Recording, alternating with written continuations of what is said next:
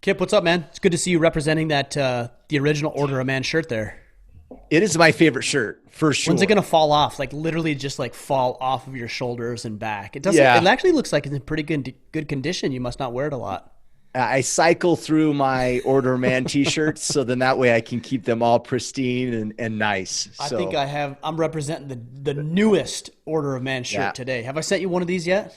No, you haven't. You keep saying you will, but Well, I keep looking for your every order. day I come home work from early to check my mailbox and yet it's still not there. I keep looking for your order, but I never see it come through. So I'm like, well, as soon as he orders one, I'll send it to him.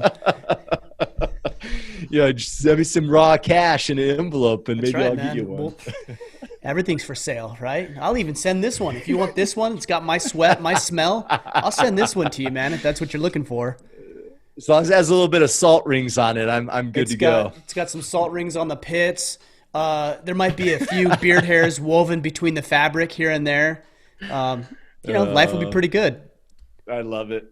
It's funny. It's I posted a memory on Facebook. You know how they remind you of Right. like an event from last year or whatever. Yeah. And it was the Origin immersion camp weekend, and I reposted that. And there's a picture of me and Jocko, in a picture in our geese, and the dude left a comment. And he says, did you get Jocko to sweat on you? And he's like, I would never shower again. I was like, oh man. Yeah.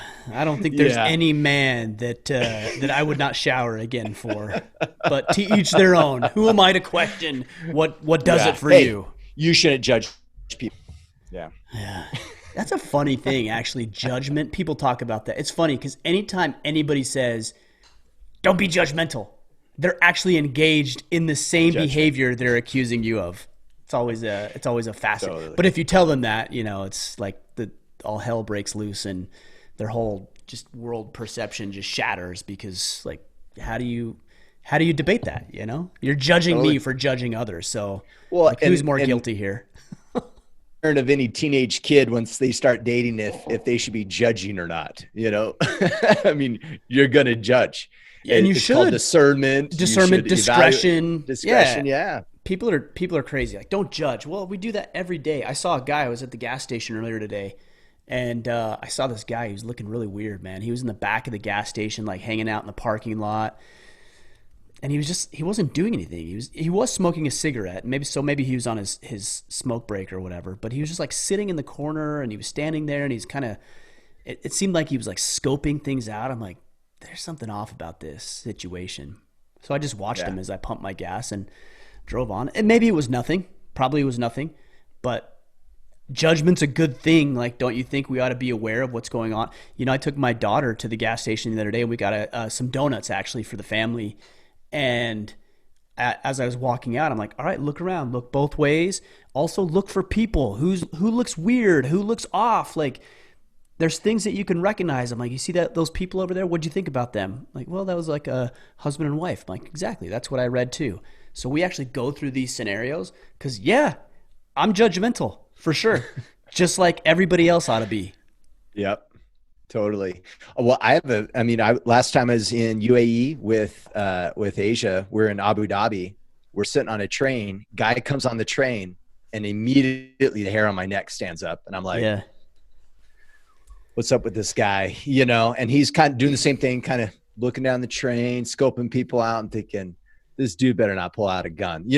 I'm just, I'm just waiting for something bad to happen. Next stop, he reaches down, grabs the guy that was sitting next to him, drags him off the train, doors close, we take off. What?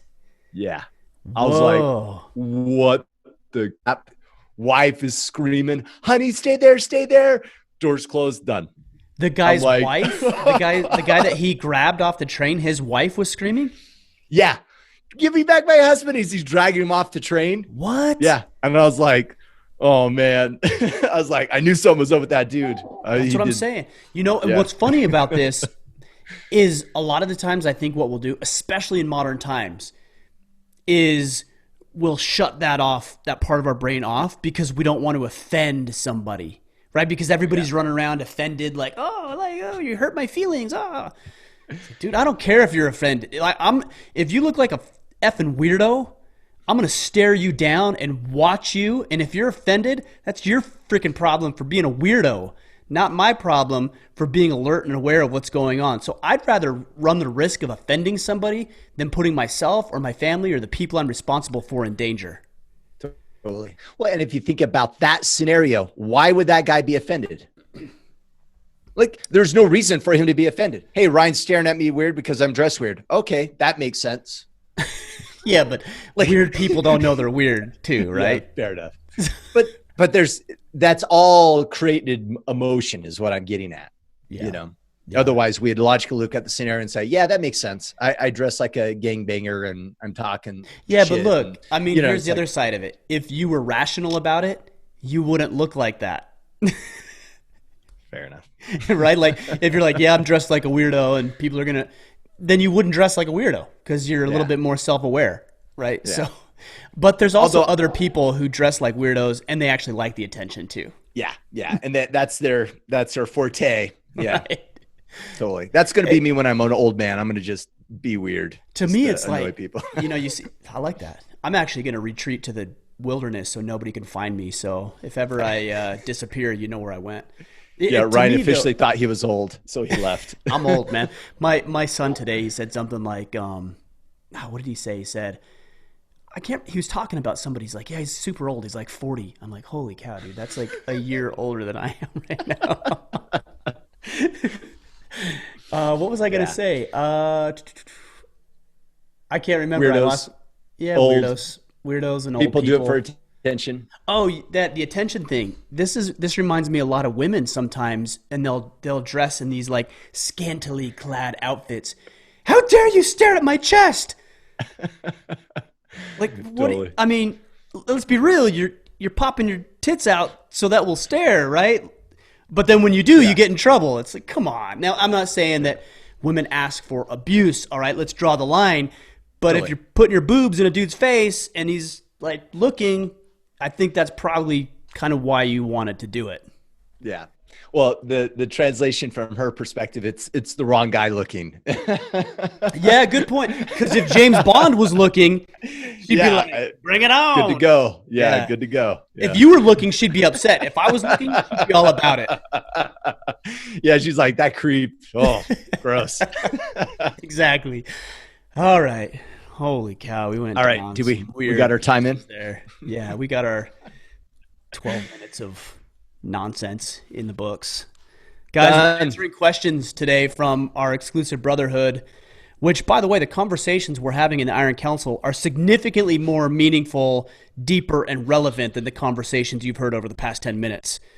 So, totally. These are where these questions are coming from today. Yeah, and if you feel enlightened by what we've talked about, hey, hold on tight because we're going to get into some deep stuff for you. All right, let's get into it. All right. So like you said, questions coming from the Iron Council. Learn more. Go to orderofman.com/Iron Council. First question, anonymous. We don't get these very often. We don't. Every so often we get an anonymous. It's fair. It's understandable. Yep. I'm currently working through the hardships of aging and ill grandparents who need a lot of extra help. This work should fall.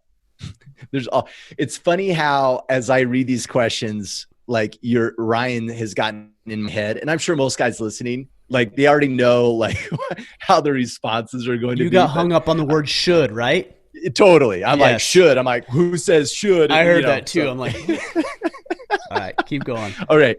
This work should fall to their two children, my mother and uncle. However, the majority of the burden has been placed on me because they have both all but given up on the situation and their parents. I voiced my concern regarding all of this to my mother and uncle and have been met with little effort on their parts to change anything. I'm not in a financial position to do much more than physical help during the little time that I have. What advice do either of you have for anyone in this position or a similar one? I'm making do, but I would gladly take all help I can get. Thanks, gentlemen. Keep crushing it. Yeah, so I wanted to be prepared for this discussion. I saw the questions, and this was a very intriguing question. Look, very simply, you just do what you can do and let the chips fall where they may. I mean, you can't do any more. But one thing I would say is you probably ought to consider communicating your expectation and the limits that you've established, whether they're financial constraints, time constraints, whatever they might be, attention constraints. Communicate those to your grandparents, communicate those to aunts, uncles, parents, whoever else is involved. And then I hate to say, but at some point you got to wash your hands a little bit and say, okay, I'm going to go as far as I can go. What more can you do? And so the fact that you're pulling the weight here, I commend you for doing what you're doing. Just go as hard as you can go for as long as you can go within the boundaries. Don't allow yourself to be railroaded or abused. But I would say make sure you communicate what those constraints are, because then you're putting it on your parents or your aunts and uncles, whoever is involved. You're putting it on their shoulders. That's what you want to do. You want to put it back onto them, because if grandma and grandpa don't get taken care of, it's no longer your fault. You communicated what needed to be taken care of, and they didn't fill in the gaps. That's on them, not on you. So what you don't want to do is go as hard as long as you can, but never communicate to anybody and build up this contention and animosity and resentment, and then shoulder unnecessary burden and responsibility that frankly isn't yours. Look, I know it's a hardship. You've got was it a grandma and a grandfather? Is that? Grandparents, yeah. I mean, look, I commend you. You're taking care of family. You're doing what you can, but you're one person, and you can only do so much. And there might come a situation where they need to be put into some sort of a home so that they're taken care of. I hate to say that. It's unfortunate, but that's the reality. Just communicate. Go as hard as you can. I was watching a movie not too long ago, The Guardian, with Kevin Costner. And I think Ashton Kutcher is in it as well. And Ashton Kutcher says, like, how do you know who to save? And he says, you just go as hard as you can, and the first person you come to, you save them. And then you go back out there as hard as you can, as long as you can, and you save them. And then the next person. And you go as long as you can, and then that's it. That's all you can do. So yeah. Tough situation when other people won't get involved. Just make sure you communicate, because I think that will lift some of the burden that may come down the road when your grandparents pass, or when other people just aren't willing to step up, and they may not be. Yeah. Something you mentioned on the Friday Field Notes was, what was the phrase? Face the enemy, right? Or right? Yeah. Front toward enemy. Front towards enemy. Mm-hmm. And one of the examples you use is sometimes as guys, we don't want to face the burden, right? We don't want to deal with it. We don't want to look at the bank account because maybe it's negative. I don't want to look at the bills because, and we kind of, there's a sense of ignorance that we kind of hold on to avoid the uncomfortableness of dealing with something. And I'm wondering if there's a little bit of that's what's happening with the mom and the uncle.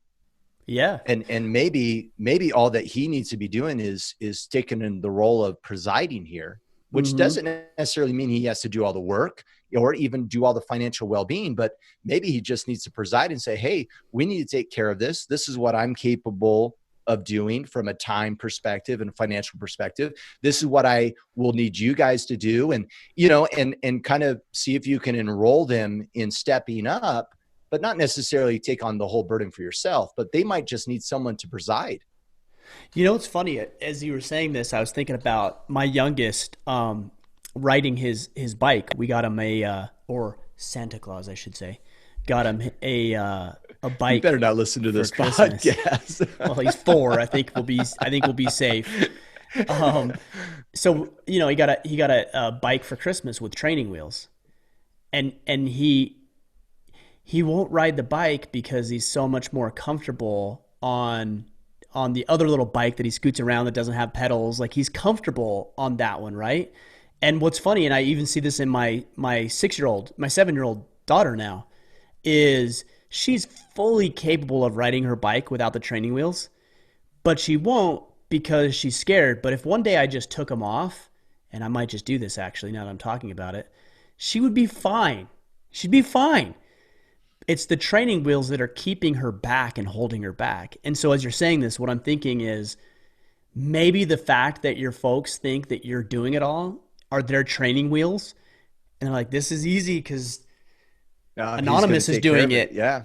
Right. And so if the training wheels aren't there anymore, it's like, whoa, we got to learn to ride a bike because the training wheels aren't on anymore. And so I think there's a lot, especially with raising kids, is sometimes we become their worst enemy by trying to build the bubble around them that doesn't allow them the experiences and the opportunities to grow.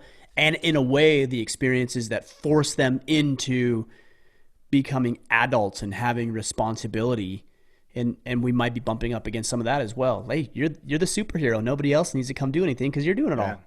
I mean, why would they? What's in it for them? You're doing it all. You got it. So yeah. That's a good point. All right. Good luck, Anonymous. Jake Thompson, how do I figure out the balance between being ambitious and patient? I have big goals that I want to accomplish, and I want to push myself to get there sooner. But at some point, I might just be getting impatient. On the other end, I do want to make sure that I'm pushing myself. What was the word he used? Patience and what? What was the other word?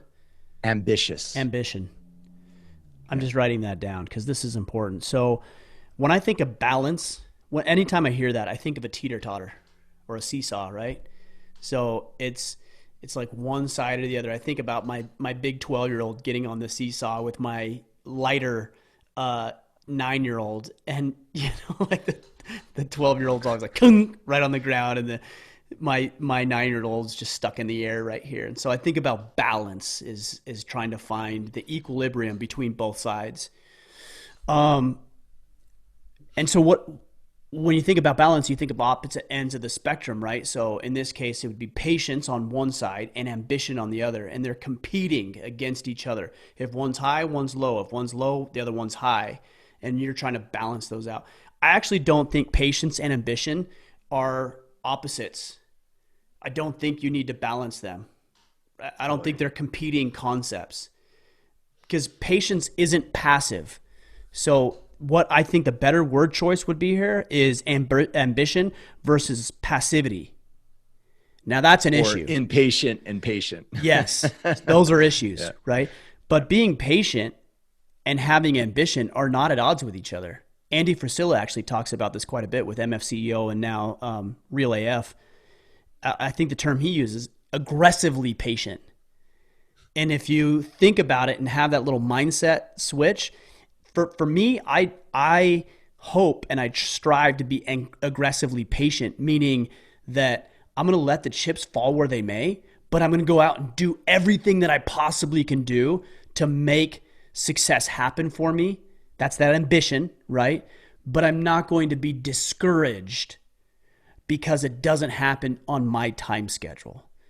I'm so faithful, would be the right word choice, that good results will come if I continually do the work, and I will be patient in experiencing the results, but I will be actively engaged and ambitious in my pursuit of the result that I'm after. I already know beyond a shadow of a doubt that the success and the results and the things that I'm after will happen. Maybe not this month, maybe not this year, might take 10 years, but I'm so vested in the process that I can just allow those results to take care of themselves and not be so hyper concerned with, well, when will I make this much money? And when will this? And when will that? Losing weight? When will I lose 10 pounds? Doesn't matter. Just go to the gym every day. Be aggressive. Be ambitious. Go to the gym every day and just have faith that if you do that work, the results that you desire will take care of themselves. They're not at odds with each other. They're actually harmonious. Yeah, that's interesting. It causes me to look at what is patience other than a lack of understanding of how long something takes. Well, you talk about it a lot, Kip, in the context of expectations, right? Yeah. And that when you're impatient, doesn't that mean you have an expectation? Yes. Yeah. Like if you're at the doctor's office, because I get really impatient at the doctor's office or the dentist's office. I'm like, look, my time was at 10 o'clock. It's now 10:30. I'm going to send you an invoice for my half an hour that you wasted my time. Because that's actually what's happening. That's impatient. Why? Because I had an expectation. Now, I don't think that's an unrealistic expectation, by the way, because we agreed upon that. Yeah. But if you're making up expectations in your mind, and this comes into the term the term's escaping me right now. It's covert contracts. Yep. Right? Where like, Kip, I have an expectation. Hey, Kip, let's podcast on Tuesday morning at some time. And I jump on it at 11 o'clock and you don't show up till 11:30. I'm like, what the hell, man? You're late. Well, you're like, you just said sometime in the morning. Well, 11:30 is still the morning. Yeah. So you're not unjustified. I get impatient because I had 11 o'clock in my mind, but I failed to communicate that with you. So it's misinterpreted or miscommunicated expectations. That creates a lot of this impatience. Totally. Well, and then the meaning we create when that expectation doesn't get met, right? So I set an unrealistic expectation. The timeline doesn't happen. And then some people will go, see, it doesn't work. Right. And we are so tied to our expectation being correct more than the ambition that we're willing to throw out what we're working towards because that expectation didn't get met versus, well, actually, maybe my expectation was wrong. Maybe it actually takes longer. Maybe I should have thought of it that way. Right. And dealing in reality versus making the situation wrong when those expectations aren't met. Or one thing we do a lot too is we take things personal. Yeah. Right. Like, oh, how come he didn't get back with me? He must hate me or he must not like me. Or alternatively, he's busy or just didn't see your phone call or your text or whatever, right? Yeah. So we start to interpret these expectations. I fail to communicate it with the other party, and then I jump to my own conclusions, and they're usually not accurate, and they're usually way worse than they actually are in reality. Yeah. So communication's a big deal here. Well, and I think this probably is not as applicable to you, Ryan, but I would probably argue most say the communication is the bigger issue of communication is the communication with themselves when they don't meet that expectation. And then the story is, I knew I couldn't do it.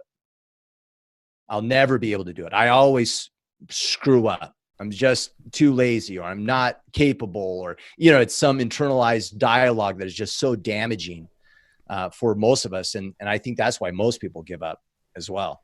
Yeah, for sure. All right, we went all over ambition and patience. That's what we do here.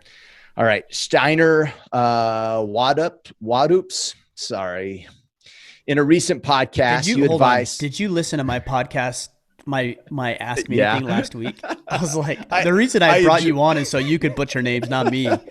I enjoy it so much, actually. I was like, yes, someone else gets to destroy names. Just have normal names, guys, please. Says Come Ryan on, Michler. Expectation. Yeah. Go anonymous or make up another name that's easier. John Smith. All right, proceed. In a recent podcast, you see how I noticed I just skipped the name this time. In a recent podcast, you advise that we as men put our houses in order between now and the election. I'm doing that. And I'm trying to lead others to do the same. Ryan, do you think this civil unrest will lead to a second coming? I don't want to be the guy that is constantly fixed on that subject, but it keeps crossing my mind.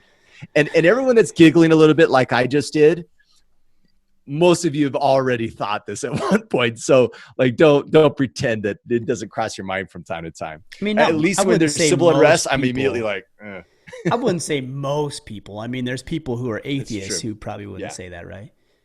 Look, so again, I perused these questions prior to our conversation. I don't know. You don't know. Kip, you don't know. Nobody knows. No. So here's the thought. This is my secular thought. Just do the right thing, and then it doesn't matter. Seriously, that's the answer. Yeah.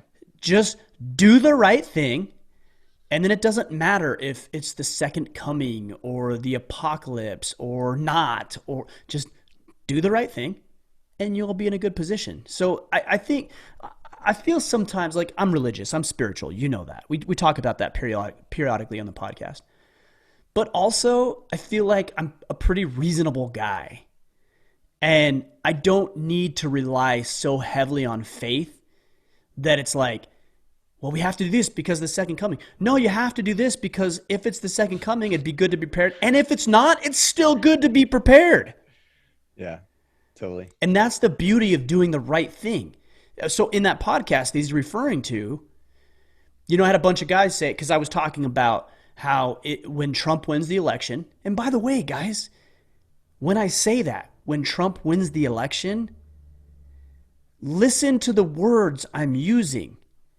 All right, it's not meant to be a partisan thing. Like, that's what I think will happen.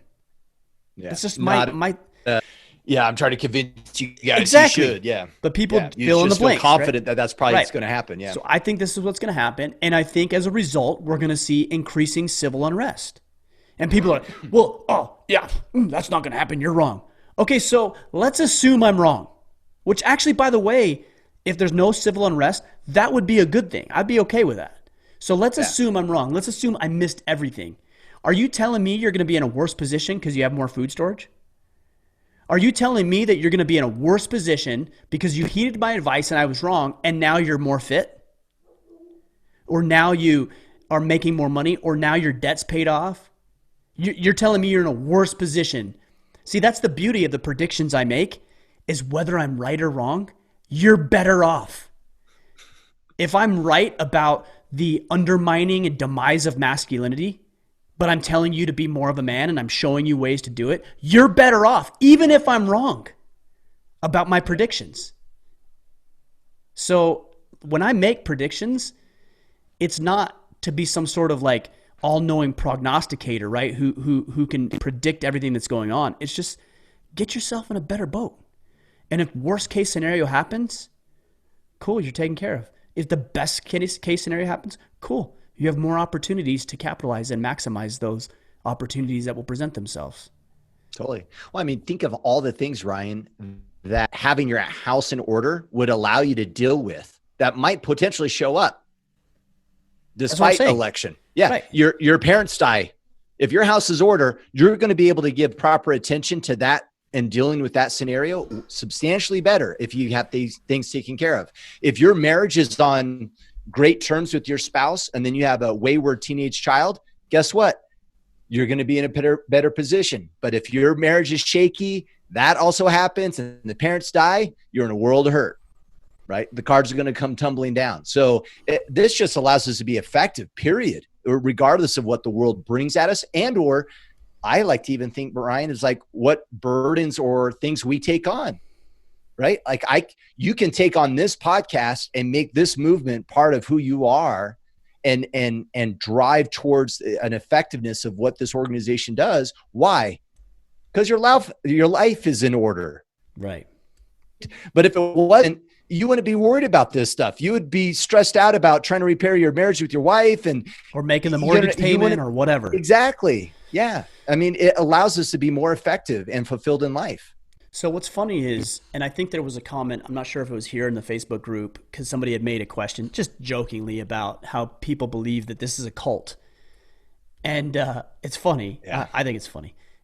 But I think about a cult. Like, I'm not encouraging you to do anything. So here's what would be cultish for me to say. The second coming is upon us. Therefore, sell everything that you have, give it all to me, and do things that are at odds with your own health and safety and well-being. Guys, I'm not encouraging you to do that. I'm telling you, shit's going to hit the fan. I believe it will. And so don't give your money to me. Don't sacrifice on the altar of this quote-unquote cult. Get your shit in order. Get some food storage. Get some training. Make yourself strong. Make yourself capable. Stash away some money. Get out of debt. Build up the relationships in your community. Know your environment. Have some training to back up so you can protect yourself and the loved ones. That has nothing to do with me. And by the way, if I'm absolutely wrong, and I could be, then congratulations, I was wrong and you're a better man because I was wrong. What's the downside? There's no there's only positive benefit from this. So to answer the question, to circle back, I don't know. I don't know. And regardless, I think the answer is still the same. The path is the same, whether it's the second coming or whether it's not at all. Yeah. And if you guys plan on getting guns, you're too late, just to clarify. Might be hard to pick up some That firearms boat and ammunition. has sold. Well, and I had a lot of people say that in that post I made. It's like, well, if you're just preparing now, then you're too late. Well, Maybe you won't be adequate to what you could have done had you started 2 years ago, but you're never too late to start putting yourself into a better position. Yeah, I'm just mostly joking because I try to get that P365 and it's like, it's impossible. It's non-existent in this world. So it's frustrating. Yeah. All right. James Sherman. I'm a single father, a 2-year-old girl. Her mother was abusive to me and her. So she is out of our lives for good as it stands for now. I'm struggling with fulfilling my role successfully as a father, let alone fulfilling the role of both father and mother. See, you're in my head. You're in my head, Ryan. I live with my dad and my stepmom. My stepmom criticizes my parenting every turn. And when I pick up my daughter from my mom, my stepdad does the same thing, criticizing my parenting. Neither offer realistic solutions with the criticism, and I have been as tactful as possible when telling them I don't appreciate the critics with no responsible or reasonable solutions. Both step parents are especially sensitive, and I don't want to push my luck and get kicked out or lose daycare. How would you handle raising a little girl and man basically on your own while trying to walk in eggshells around the people helping you stay off the streets? Whoa. All right. And my apologies for reading that. I was, beating that up a little bit. I read this question and one word came to mind. I'm not going to say it just yet. But you said, I'm in your head. So what were you specifically referring to? Well, there's a bunch of things. One, that he thinks his job is to fulfill the role of father and mother. So that's one. You're not a mother. You're a dad. Even if your wife is not around, you're not a mother. Okay, proceed. Yeah. Agreed. Second, criticisms from mom and dad when you're living with them. It's like, suck it up or move out, right? Like it's their home. No. Well, simple, not easy. Yeah. All right. Yeah. I'm fully on board with that, Kip. Totally. You and I are on the same wavelength for this. You're not a mom. You're a dad. So you'll never be your child. Was it a daughter or a son? I don't know if I caught that. Okay. Daughter. You're never going to be your daughter's mother. Never. So at some point, there may be another woman to come in your life. By the way, please make it a good woman. All right? Don't be a dickhead and marry the first chick that comes along who spreads her legs and you think you love her. Don't be that, because it's more important for your daughter to find a good, wholesome woman to illustrate and be an example of what a good woman looks like and how she shows up and how she conducts herself. So don't do that. It's going to be tempting. I get it, especially because you're young. You sound like you're young based on your circumstances. It's going to be tempting to do that. And also it's going to be tempting to do that because you probably, and I think this is a noble thought, is you want a woman in your daughter's life. Don't make the wrong choice there. Be smart. It's better to wait and have the right woman come into your life and your daughter's life than have the wrong one because you're rushing to get a woman into her life. It's a recipe for disaster. Okay. Got that. This is why I wrote the book Sovereignty. You have relinquished your sovereignty. By definition. Hey, if I say anything and I'm walking on eggshells, and if I say anything wrong and I say the wrong thing or offend them or whatever, then they might kick me out. Yeah. That's the cost of living with them. You don't like it? Get yourself in a better situation. I'm not saying it's going to happen this week, but why shouldn't that happen in the next 6 to 12 months? And bite your tongue for the next 6 to 12 months because you're in no position to make any sort of orders or demands or even potentially rock the boat because you created this situation for yourself. No, Ryan, no, you don't know. It was my wife and no, it was you. Yeah. You created this situation.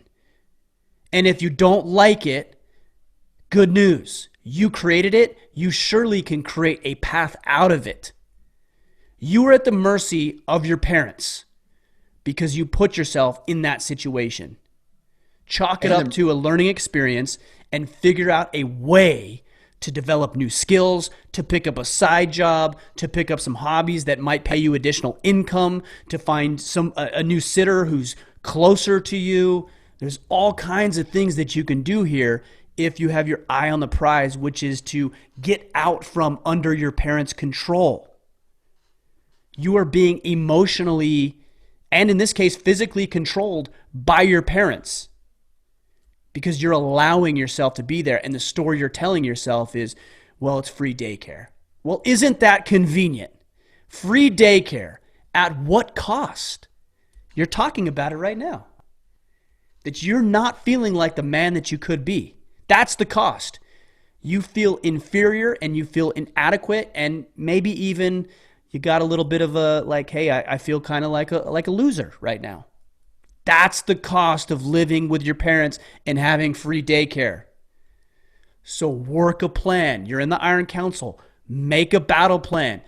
Get on a battle team. Communicate with your battle team members. Go 100% every day on your battle plan tactics. And in the next 6 months or 3 months, because that's how we plan our battle plans, by the end of the year, save up some money for a deposit on an apartment. Hey, there's nothing to say you can't still bring them to your folks' place. But now you live in an apartment.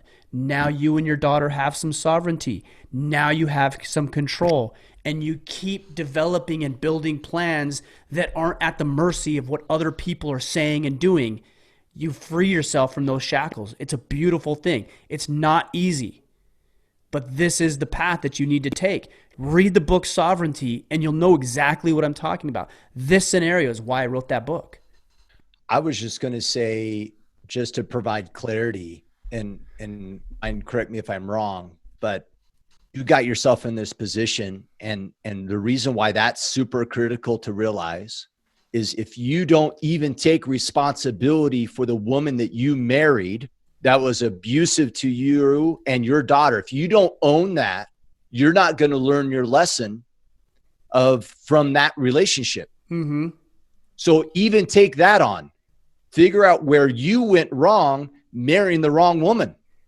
What kind of man did you show up in the marriage that made her think it was okay to abuse you? Right? Make those adjustments now, learn from that marriage. So then that way, when you go look for that other woman, you are the right man. Mm-hmm. You're not finding the right woman. You need to be the right man first. And the only way you're going to do that is figure out where you went wrong in that marriage as well. And you're dead on with that. And by the way, two things can exist simultaneously. You could have made a poor choice and not been the type of man that you're trying to be now, by the way, which I commend, right? That's why you're in the Iron Council. That's why you're asking these questions. So this isn't like beat on you session. Yeah, sorry. No. I may have come across the same way. I'm just saying you're trying to improve yourself. You wouldn't have asked the question if you weren't. So I commend you for that. But two things can exist simultaneously. You could have been lacking in your department, and also she could be abusive. See, just because you take responsibility, it does not absolve her of her actions or the consequences of her actions. So please don't misunderstand me and say, well, if you were just a better man, then she... No. It's not what I'm saying. And I don't think that's what you're saying. People still have their own choices that they make, positive and negative. And just because you decide to take responsibility for every facet of your life doesn't mean they don't have any consequences to their actions. She could still have been abusive. And so you taking responsibility isn't to like save her reputation or her well-being. It's to say, I'm going to do it for me. So that, to your point, Kip, the next time a woman comes into my life, I'm going to be the best man possible. Man, I had the exact same thoughts when I was in my separation with my wife. I was on Riverside Drive and River Road, and it hit me like a ton of bricks. I was like, you know what? This marriage is over. And vividly, like it was yesterday, I remember saying to myself, in my mind, I'm going to be the best catch for the next woman to come into my life. And that was the turning point for me. And I stopped focusing on my wife, my separated wife at the time, and I started focusing on me and taking responsibility for my shortcomings and my inadequacies and where I was falling short. And by the way, as I did that, I had more credibility to talk with her about her shortcomings because I couldn't do it before because I was in the pit with her. Yeah. You know, how could I talk to her about getting out of the pit when I was in the pit with her? I had to pull myself out of the pit and say, hey, look, I was down there with you, and here's the things I did. 1, 2, 3, 4, 5. And I want to help you do those things so you can get yourself out too. And that's what we did together.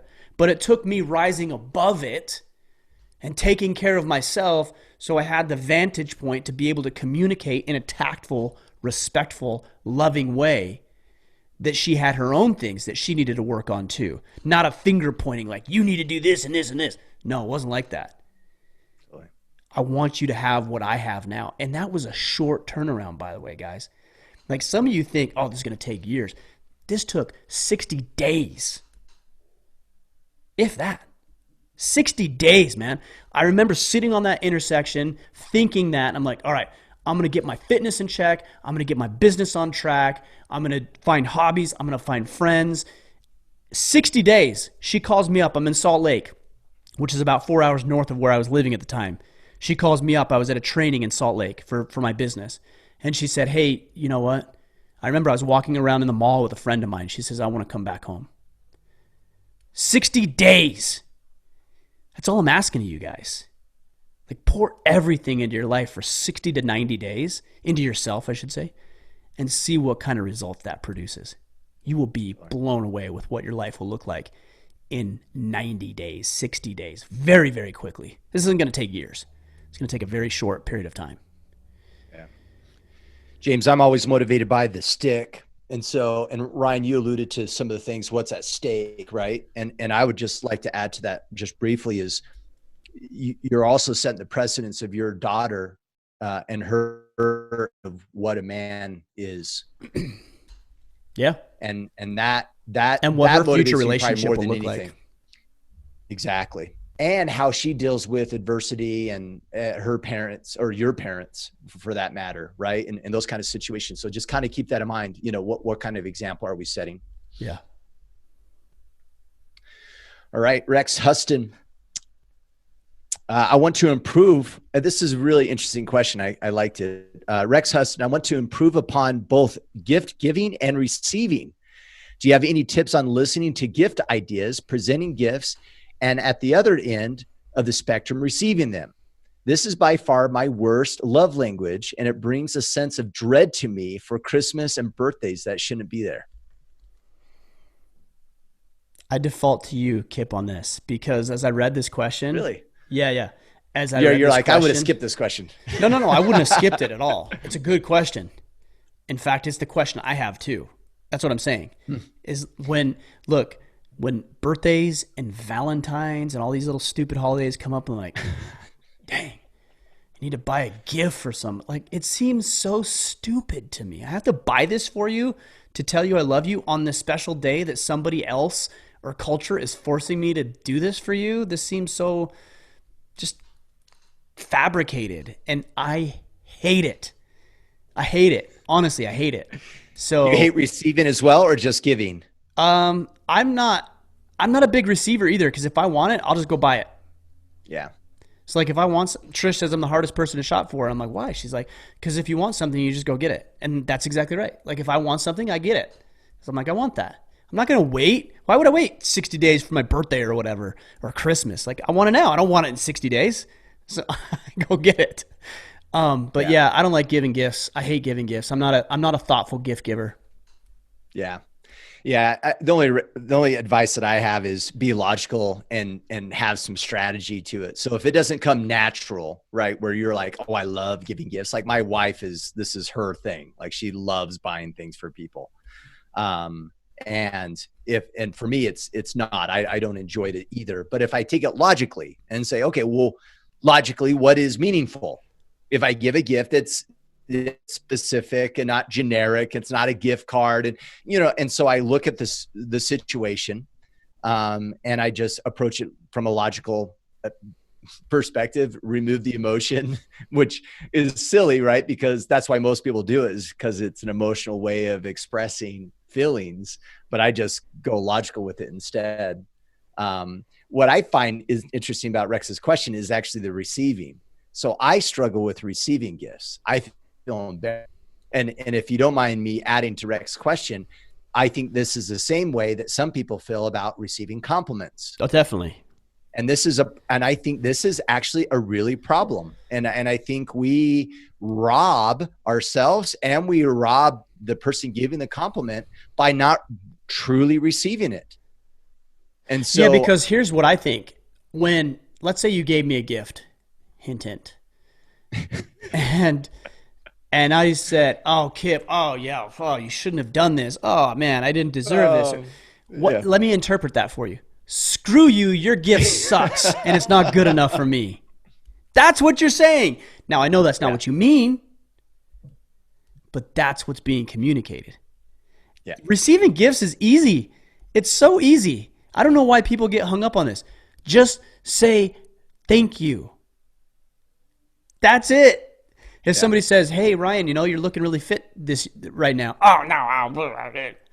No. Yeah, It doesn't matter how you feel because it's not about you. Just say, thank you, man. I really appreciate you noticing. Yeah. That's it. That's all you need to say. It's super easy. Even if you feel like you don't want to say that, that's all you need to say. I never had an issue with receiving. It's like, just say thank you. Yeah, thank you. That was thoughtful. Thank you for noticing. I have been working out lately, so I appreciate that. Thank you for this thoughtful gift. It's, man, just the fact that you were thinking about me means a lot. Don't make it more than it is. Like, just say thank you. That's all it is. Thank you. That person's thinking of you. That's it. That's a nice thing. Don't you want them to do that? Yeah, of course. Yeah. Now, I will give one strategy, Kip, on the giving gifts as a non-gift giver that I am. Sandbag, Rex. Sandbag. Okay, so give you an example. This was maybe a month and a half ago or so.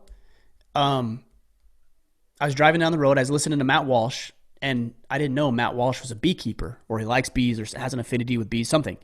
And he suggested this book. Well, my wife was getting into beekeeping. And so I was like, oh, that's interesting. So I just jumped on Amazon. I bought the book. Now, I gave it to her immediately, but I very easily could have sandbagged that for her birthday. Yeah. And that's all I'm saying is like when you come across things that, she's like, hey, I don't know. I saw this shirt that I really liked. I just hurry and go buy it, and then I can sandbag it. Totally.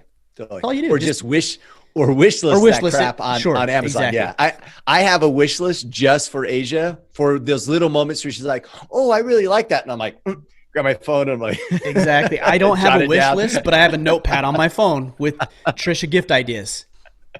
Totally. So that's a very practical exercise that might save you come Valentine's Day or any of these I call them fake holidays. Fake holidays. That's funny. All right. Rob Mayett, I recently heard an idea that if I were to sum it up, it would be goals are not enough. If you want to fully transform ourselves, we need to change our lifestyles to a mindset of total victory. Goals are something to transcend and eventually no longer have to worry about. Do you agree with this? If so, and a mindset of total victory is the end state, how does one who has moved beyond goals safeguard against backsliding and going from an unconscious competence to high to the unconscious incompetence low? I didn't really catch that last part, but I'll say this, or I caught it. I understood. I just couldn't wrap my head around it necessarily. But total victory. No, I don't think that's right.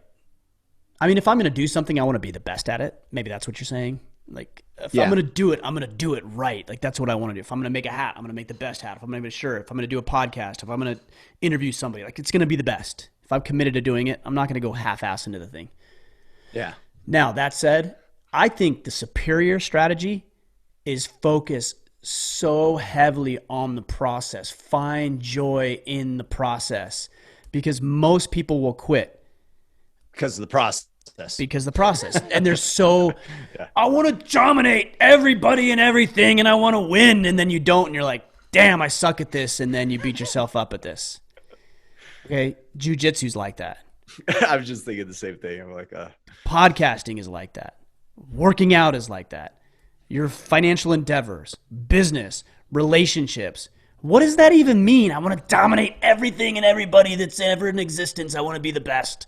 You're not. There's always going to be somebody bigger, stronger, faster, better, smarter, sexier, better looking than you. There always is. So I actually pride myself, and this is one of the phrases that runs in my mind. I don't talk about these things a lot, but I have phrases that like continually run through my mind. I take pride in being robotic about the process of the things that I'm committed to. Like I take pride in being robotic and predictable. Like systematic. Yes. I take pride in that with the podcast. Last night, I didn't want to go to jiu-jitsu. And not to my surprise, it was a rough night. But I didn't take pride in that. I took pride in that I went and I did it. And the win was not in me submitting somebody or feeling good. The win was I did it. Check it off the list. It wasn't as good as it could have been. That's okay. Sometimes it isn't. But I went. And I noticed that last night's class was significantly smaller than the previous class. And I beat all of those people who didn't come. Whether they had a valid reason for coming or not, I beat them because they didn't even show up. And it's not about competition against other people. Yeah. But the phrase, the thought, those type of thoughts, they help me because I can't be beat. I can't be beat. One of the phrases I like in the new A-Team, the new movie, it's probably 5 years old now at this point. But Hannibal says, the one with Rampage? Like yeah. Jackson? Okay, yeah. I really like that movie. But that's good. Hannibal says something like, if you give me a day, I'm good, and give me a week, I'm hard to beat, but you give me, a year and I'm unstoppable. I'm like, that's me. Like, I'm not the most talented, I'm not the most well-connected or the wealthiest, but you know what? I will beat you over a decade. And I will beat you down and I will grind you into the ground, and you'll wonder how this mediocre guy, myself, is able to run circles around you. Because I'm still going when you gave up like 5 years ago. Yeah, mental That's fortitude. That's it. I love it. I can't help. I don't know why. Maybe you can provide insight. I'm on this integrity kick thing. Like, I'm not joking. I have like pages of thoughts around integrity. And I don't know. We'll have to talk about it at some point. But when I hear we need to change our lifestyle to have a mindset of total victory, that's integrity. Total victory is, well, at least for me, total victory is waking up when I said I was going to wake up. Succeeding at work when I said I was going to do it. Going to jiu-jitsu when I said I would go, right? Like me keeping to my commitments to myself, honoring my word to the other individuals, and being ambitious. That's total victory. And that is going to have failures or whatever, but I am whole and complete and congruent with who I am being as a person. And I think when you're that way, that's also a way where we can die peacefully because we feel complete about how we showed up and we didn't like shrink out of fear or hopelessness or something else. I didn't read it like that, but that makes a ton of sense. It's like not total dominance in that one aspect of your life, but complete and 100% dominance in all aspects of your life. Yeah, and I'm not sure if that's what Rob's saying, but no, I didn't read it like that, but that's actually a good perspective for me. Yeah, it's a good perspective. I like it. I wanted to go back to on the other thing I was saying. I was thinking about jiu-jitsu actually this morning, and like just keep yourself in the game, guys. Like just keep yourself in the game. So this morning I was rolling with my friend Brody Cousineau, and he almost had me in a triangle, but he didn't quite have it. But he had like some weird hold on my lapel, and I didn't like. It wasn't like a conventional like choke, right? It was an arm in triangle. So he had a deep, my head. a deep Yeah, grab. my arm was in, and my head was here. So he had this leg wrapped around, but with his left arm, he had my lapel, and he was like pulling on it while he was pushing on this side of my neck, like super unconventional. Yeah. And I was like, I don't really like. I couldn't get out of it, but it was like 90-ish% like could have submitted me. Yeah. And I'm like, I'm not gonna tap to this. Like, I'm not tapping to this. I don't even know what this is. Like, I can still get a little air, or a little blood rather. Like, I'm still here. I'm still with it.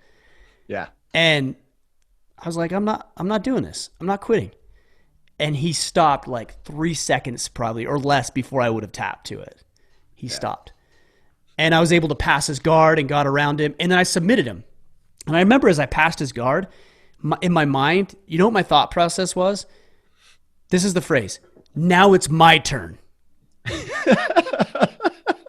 Like you had your chance and you missed it. And now it's my turn. And I took my turn and I, did what I needed to do. That's life.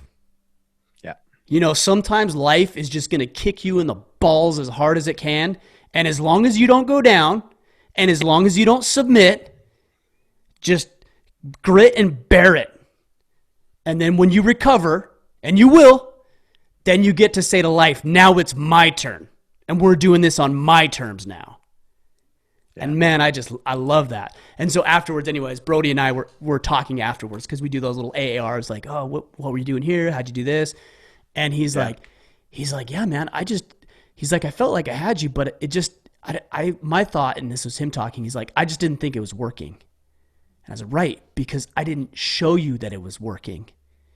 I didn't go, or like yell or like scream out in agony. I just very stoically said, I can handle this, I can handle. And he let go, not because he was tired, but just because he didn't think it was working. And then I got to have my turn. Totally. Like we're all going to have those down points in our lives. Just think, get through this. And when you come out of COVID or your job loss or your divorce, you get to say, now it's my turn. Now it's my upswing. Yeah. That's right. And I can't speak for him, but most guys in that circumstance too. And I think this is insightful for like, from a psychological perspective, is most guys try that triangle. Ryan doesn't tap and then they're deflated. Mm-hmm. It didn't work. And then you blow by their guard and they're like, Yep. And then they're just like, and you can sense it. Like one of the black belts I train with, his name's Jason South. And he talks about this all the time. He's like, first, I love to train until I can feel their spirit break. And then I like to tap them. I love it, man. Sense it. And you know it, right? Sometimes you roll with guys and all of a sudden you feel the give up in them. Yeah. You feel them go, and then they give you whatever because they gave up. And sometimes we try really hard, we don't get it, and then we go, shit, and it breaks our spirit. David Goggins talks about this a lot when he talks about taking souls. Same concept, right? I want to take your soul. Like, I don't want to just beat you. I want to take your soul. I don't want to just win at life. Like, I want to dominate and take its soul. I don't talk about this a whole lot, but these are some of my mentalities and it served me well, And other times honestly, other times it's created some frustration because I haven't been able to dominate as well as I would have liked. But I'd rather lose that way than not giving it enough or not having that drive. Yeah, totally. Love it. All right. Joseph Thomas, quick question. We already know the answer to this one. Should you ever search for a woman or focus on being the best version of yourself who can be and wait for the woman to come into your life? Actually, both are wrong. It's a false dichotomy. Okay, so search for a woman. Okay, but the way you're saying it makes it say that you're not working on yourself, right? Because I'm going to search for a woman. You search or you work on yourself. Right. Yeah, you can't do both. So both are wrong. It's a false dichotomy. You can put yourself where attractive women are. You should be in that environment. If you want something, you got to have some proximity to the thing, right? Whether it's a woman or a job opportunity or a friendship, you got to put yourself in that environment. And then also the other one was, what was the other? Work on yourself and let her come to you or something? Yeah. Let her come into your life. Yeah, that's passive. That's passivity. The first part's right. Work on yourself, but then let her come into your life. No, that's passivity. That's the same thing that people say when they're like, oh, I want to find my passion. No, man. Like, you got to go out and articulate it and develop it and create it. I didn't know Order of Man was going to be my passion 5 years ago. It is now because I was willing to take one step. So you're painting yourself into a false dichotomy.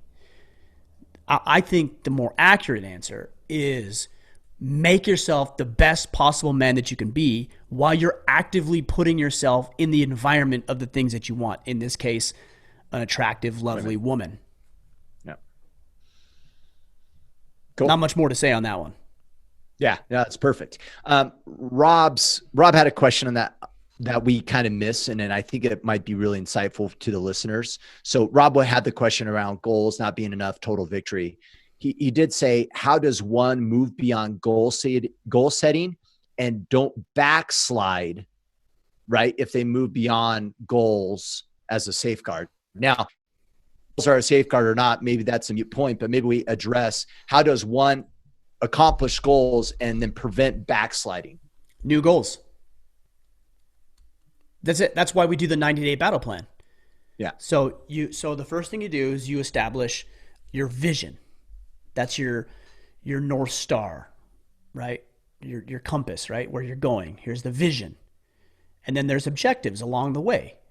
So here's my 90-day objective for the relationship I have with my daughter, for example. Or here's my 90-day objective with my fitness goals. And those little objectives are just points along the trail, right? Here's a point, and you need to hit all of those points in order to get to your true north, which is your vision. Yep. So you got your vision, you got your objectives, and now you work on your tactics. So, okay, here's my objective. Here's where I want. I'm just kind of thinking about it in the context of a map as a metaphor. So, okay, I need to get to Portland, Maine from where I am. Okay, so that's my point, right? Why eventually would you go to Port? Yeah, stay away from any city named Portland. Just stay away from it right now. So, okay, well, I can go this way. I can go that way. I can do this. I can drive. I can ride a bike. I can do a bunch of different things, right? Which is going to be the most efficient? Well, probably taking a car. And you and me have not a difference of opinion, but a different thing. Like, I know you don't like toll roads. Nope.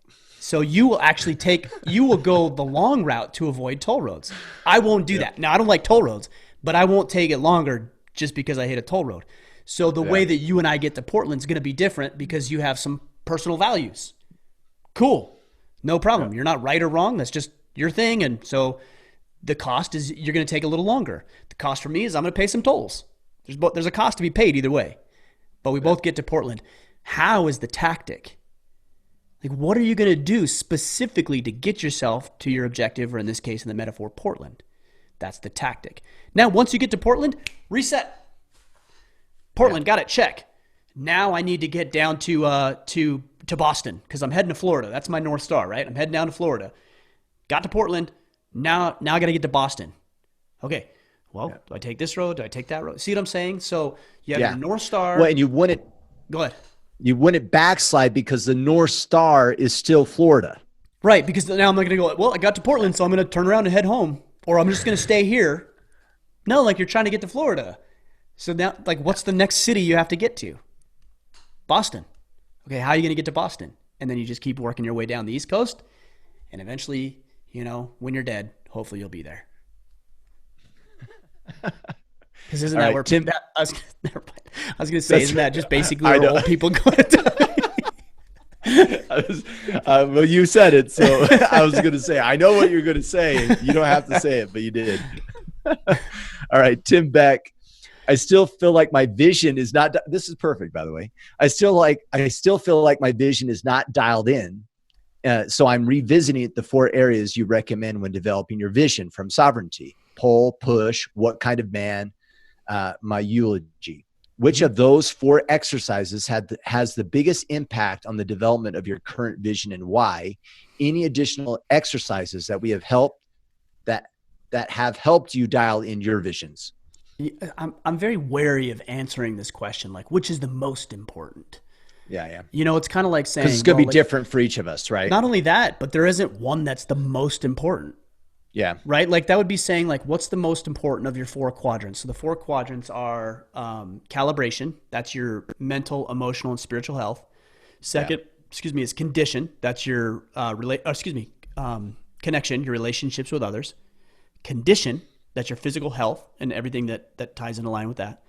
Contribution, becoming a man of value. So those are the 4 quadrants that we address. So guys will be tempted to say, well, what's the most important? There isn't a most important. That's why there's 4 of them. If there was a most important, there would only be 1 of them. So there's 4 for a reason. So when anybody, or some people like to say this, Brian, what's the most important thing you should do to be successful? It'd be very tempting for me to say something like, be consistent. Well, if you're consistently an asshole, then you're not going to be successful. Right? Yeah. So like, is it more important to be consistent, or is it more important not to be an asshole? Well, actually, I think both are probably a factor in you being successful, in addition to other factors, right?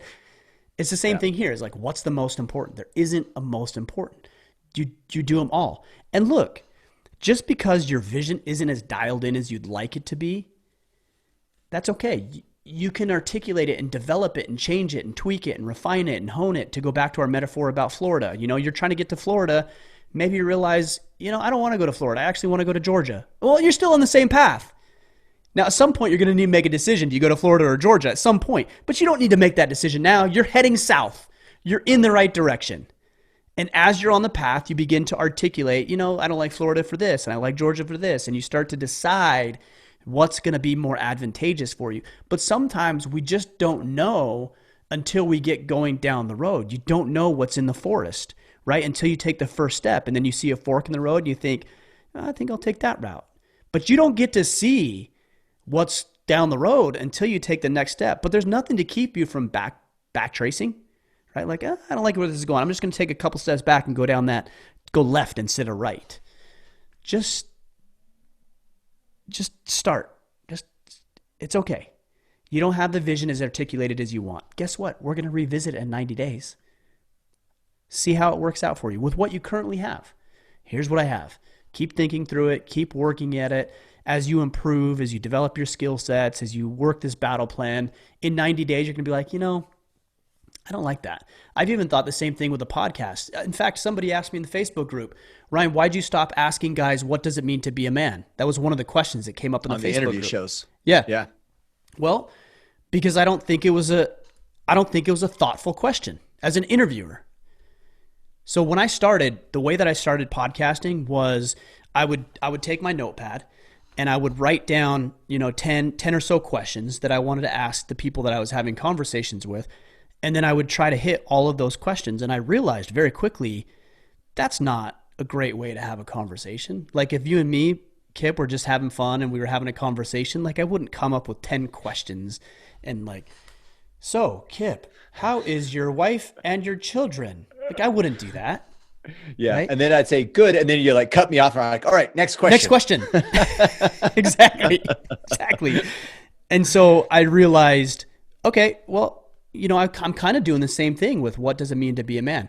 A more intelligent, more mature way to approach that is try to get them to answer that question without asking the question and weave it into the conversation. And that's what I've started to do. But I wouldn't have known to do that until I started and then just articulated, what I was good at and evaluated how I felt about it. And then you just refine and you tweak and you adjust and you just make it better as you go along. Yeah. So just start. It's okay. Your vision isn't perfect. Neither is mine, by the way. I've been doing this for almost 6 years now. My vision is not perfect. And ultimately, I'm probably going to go somewhere other than what my current vision is stating.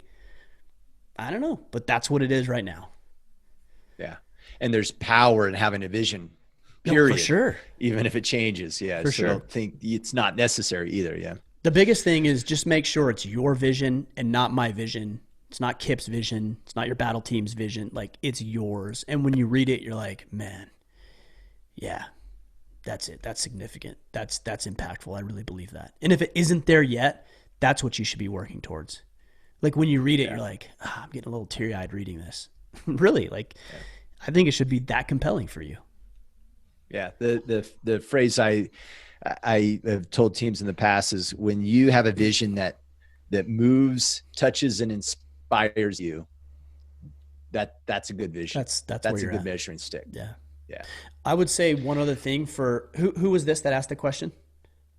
This is Tim Beck. So Tim, I would say this for Tim, and I think Tim's been in the Iron Council for a while. I would also say this to anybody listening is consider going through the Battle Ready program. That whole program, it's a free email course over 30 days.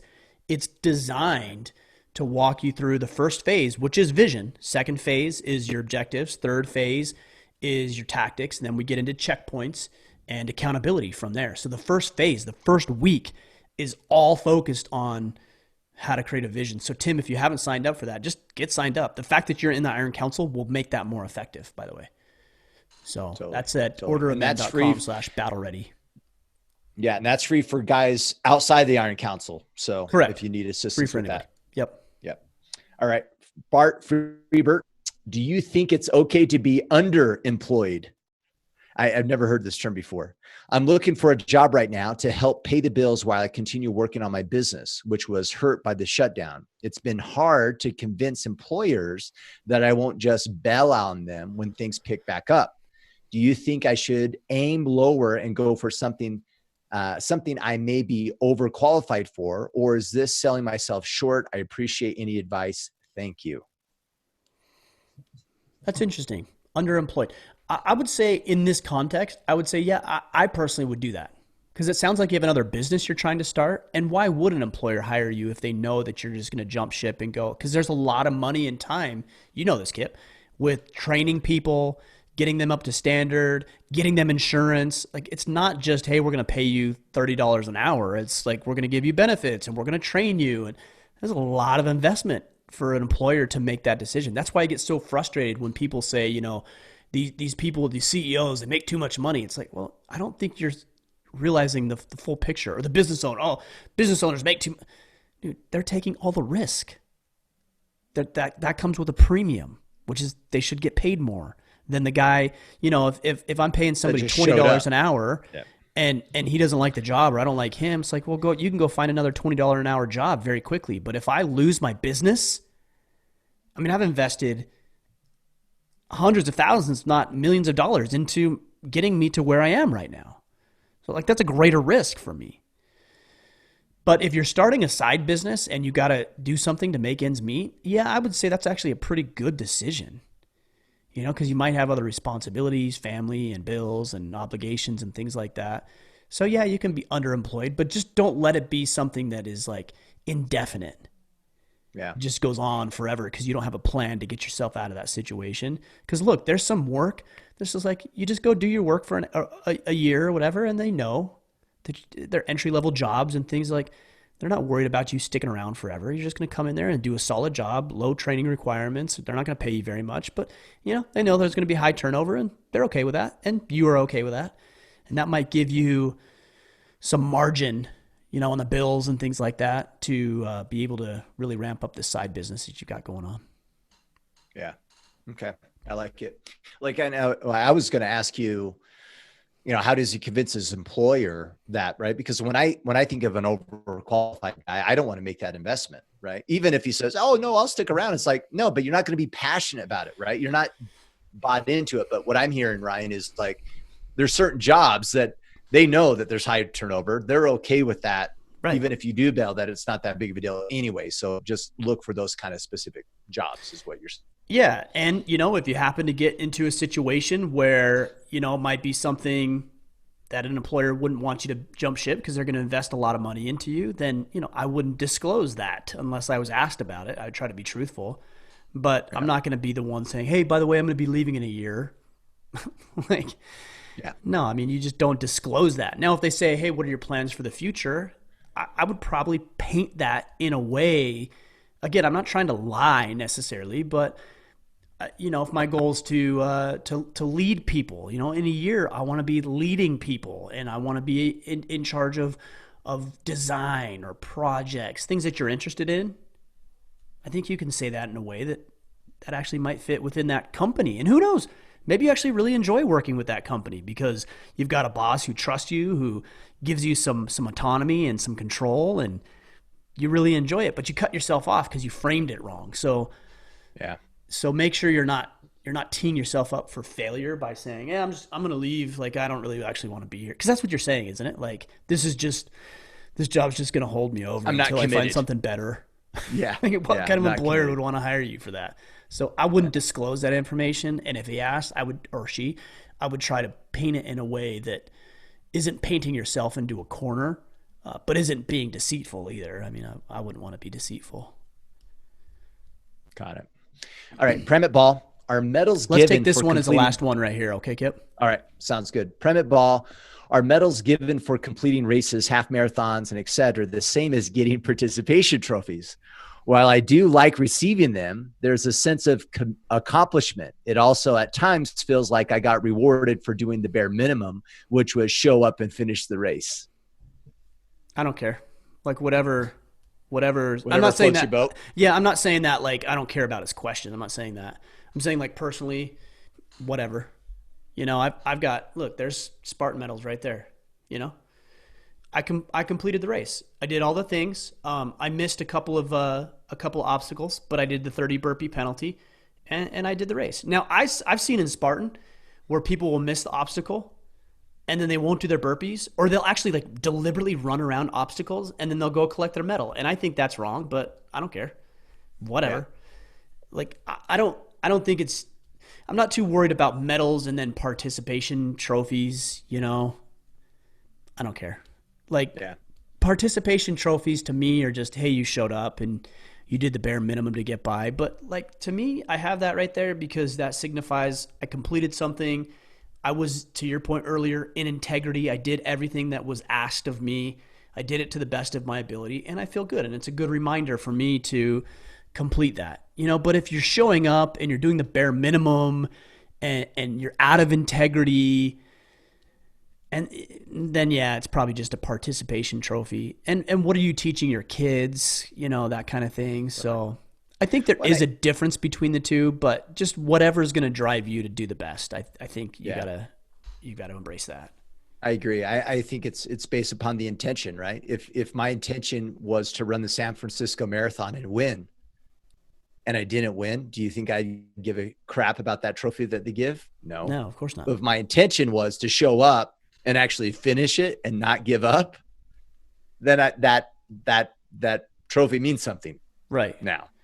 So I think it's about the intention that you have coming into the race. Let's be honest. Most people running marathons aren't running them to win them. They're running them because they want to accomplish the goal of completing one. Yeah. Well, and let's be clear though too, is like, because you're using the word intention, and I think people could maybe misconstrue that and think that, oh, all that matters is your intention, how you feel about things. No, what matters is how you perform. So your intentions should lead you to performance. And as long as you met that level of performance, I think you ought to feel good about it.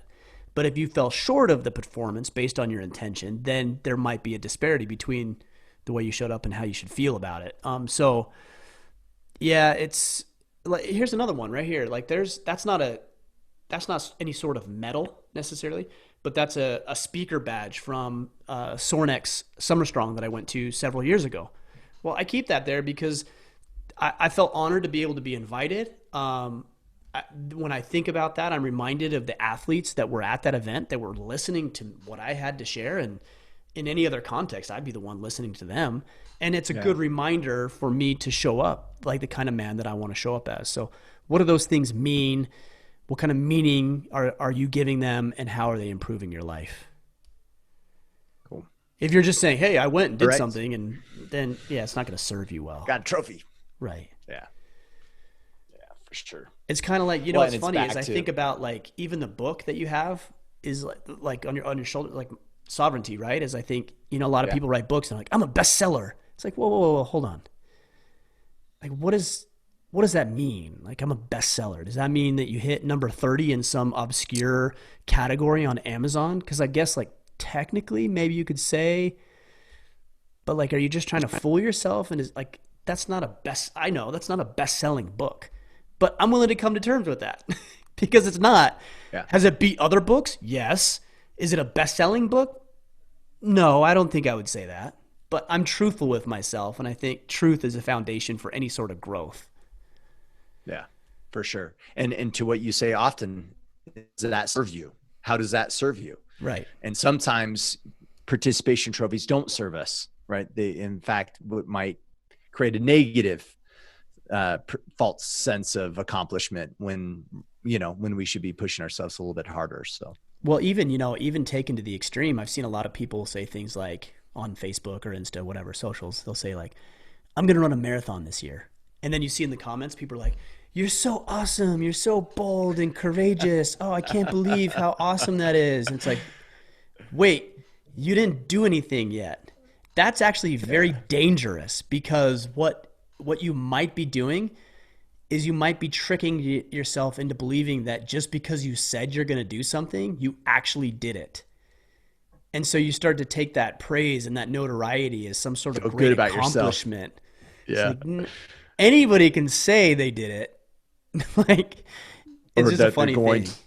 Yeah. No, like when people say, people in the Facebook group or an Iron Council say, I'm going to run a marathon. I'm like, cool. How are you going to train for it? Yeah. Like, that's the right response. It's like, that's, hey, great objective. Great. Hey, noble ambition. How are you going to make it happen? Not, oh, congratulations, you thought about doing something at some point in your life. Like, that's a participation trophy. Totally. I go the opposite. I'm like, you're an idiot. You can't run a marathon. Well, you're driven by the stick, so I'm driven by the carrot. So that's the difference. Yeah. I become their demon for them. Yeah. How nice of you. How thoughtless of you, Kip. Or take it for the team. Thoughtful. How thoughtful of you. All right. So you heard us talk about Battle Ready. To learn about that and how to sign up, go to orderofman.com/battle ready. And of course, we fielded questions from the Iron Council, our exclusive brotherhood. To learn more council, go to orderofman.com/Iron Council. And of course, please join us if you haven't already on Facebook at facebook.com/groups/Order of Man. And as always, there are many ways that you can support this message and help this movement. And many of them are sharing the message. And you could do so through podcasts, through the YouTube channel, through connecting with Mr. Mickler on Instagram or Twitter at Ryan Mickler. And of course, repping Order of Man swag at the store. That's store.orderofman.com. Get it. All right, guys, that's all we've got. I'll be back for our Friday field notes. Of course, if you want to hear just Kip, then subscribe and just tune in every Wednesday, and then just forget about everything else that's going on. Kip, I really do appreciate having you, man. I know I say it every time after I come off of a solo episode. They're just better when you're here. So appreciate the perspective, and we have a good time. So thank you for showing up that way. All right, guys, that's all we've got. Until Friday, go out there, take action, and become the man you are meant to be.